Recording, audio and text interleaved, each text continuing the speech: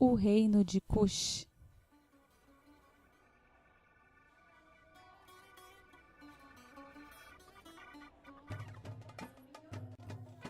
Ao sul do Egito, entre a primeira e a sexta catarata, onde hoje chamamos de Sudão, por volta de 4.000 anos antes de Cristo, uma civilização servia de elo entre os povos da África Central e os do Mediterrâneo. Era a Núbia.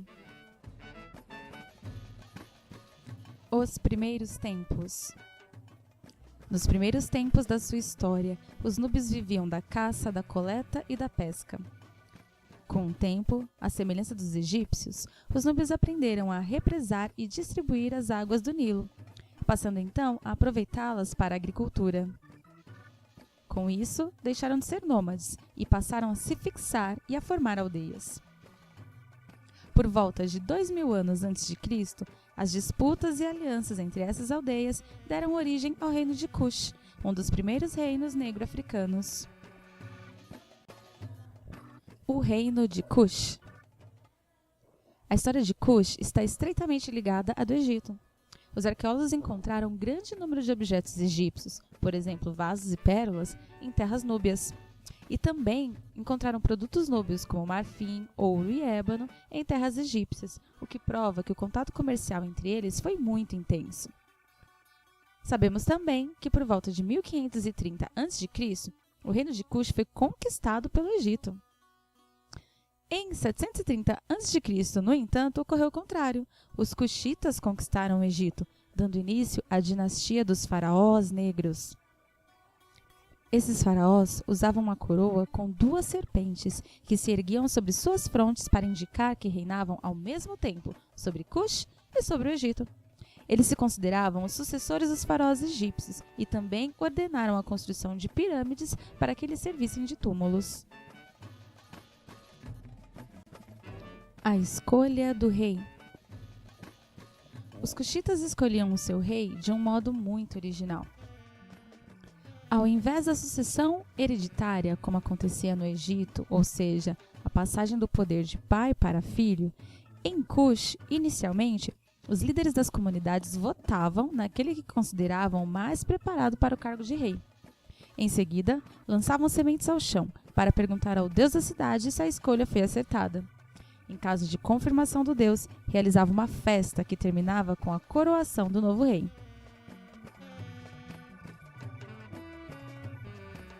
Candace, a rainha-mãe. As mulheres ocupavam posições importantes no reino de Cush. A mãe do rei, por exemplo, recebia o título de Senhora de Cush, ou Candace. Quando seu filho se casava, ela adotava a esposa do filho como sua própria filha. Assim, influenciava o governo tanto por meio do filho quanto por meio da nora. Por várias vezes, a rainha-mãe ocupou ela própria o poder político. Entre as Candaces mais conhecidas está Amanichaketo, que reinou entre 420 e 412 a.C. Ela governava Cush quando este foi invadido pelo poderoso Império Romano. Nessa representação de uma Candace, vemos alguns símbolos de poder. Por exemplo, as espadas que ela segura. A da mão direita repousa sobre as cabeças dos seus súditos, indicando seu poder sobre eles. Já a espada que ela segura com a mão esquerda está erguida, o que sugere que a qualquer momento a cabeça de quem ousar se opor à realeza pode ser decepada. A economia. Enquanto a capital do reino de Cush foi Napata, a principal atividade econômica dos Cushitas era a pecuária. Eles criavam cabritos, cabras, cavalos e burros, que eram usados sobretudo no transporte de produtos. A riqueza de uma pessoa nessa época era medida pelo tamanho do seu rebanho. Em 300 a.C., com a mudança da capital para a cidade de Meroe, onde as chuvas eram muito mais regulares, houve o aumento da área de terra irrigada e a expansão da agricultura. As plantas mais cultivadas por eles inicialmente foram o trigo, a cevada e o sorgo. O exército cushita. No reino de Cush, o ofício de militar era muito valorizado, pois tinha o poderoso Egito como vizinho. Em caso de necessidade, todos os homens eram convocados para a guerra. O exército cuxita, composto de homens que lutavam a pé e outros que guerreavam a cavalo, enfrentou os egípcios diversas vezes e tornaram-se muito famosos na antiguidade. A Terra do Ouro.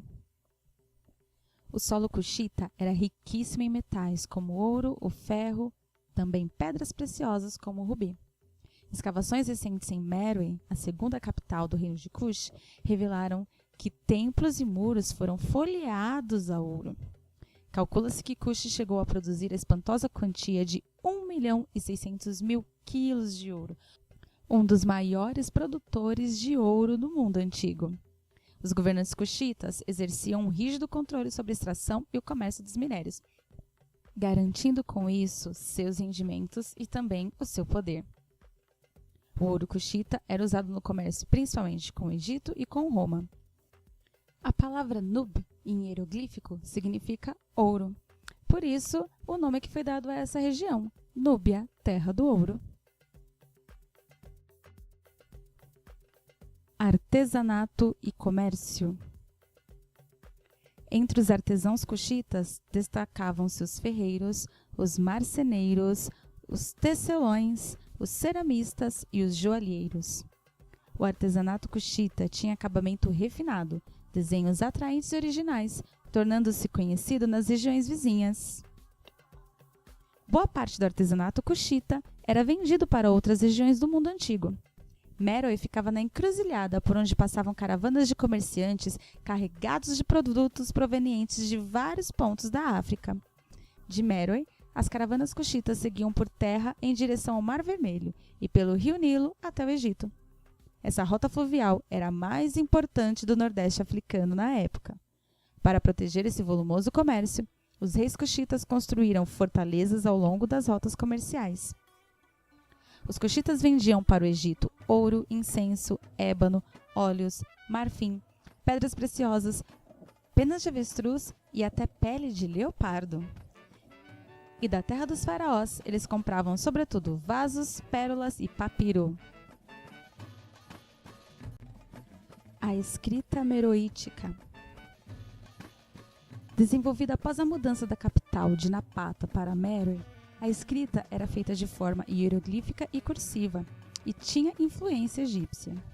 No entanto, lia-se da direita para a esquerda, diferente do que faziam os egípcios. Graças a inscrições bilíngues, conseguimos hoje ler o meroítico, compreendendo apenas os sinais e os valores fonéticos. No entanto, ainda não conhecemos essa língua. Por isso, muito da história do reino de Cush ainda permanece um segredo para nós.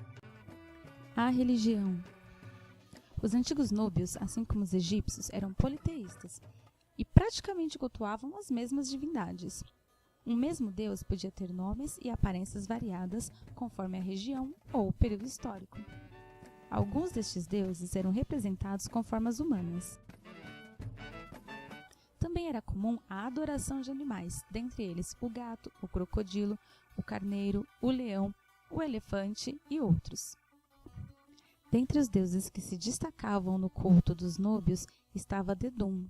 Era considerado o senhor da Núbia, conhecido como Deus do Sul e fornecedor do incenso. Havia também muitos deuses que eram partilhados com o Egito, como Amon, Deus Sol, Osíris, o juiz dos mortos, e Ísis, a deusa do amor. O declínio.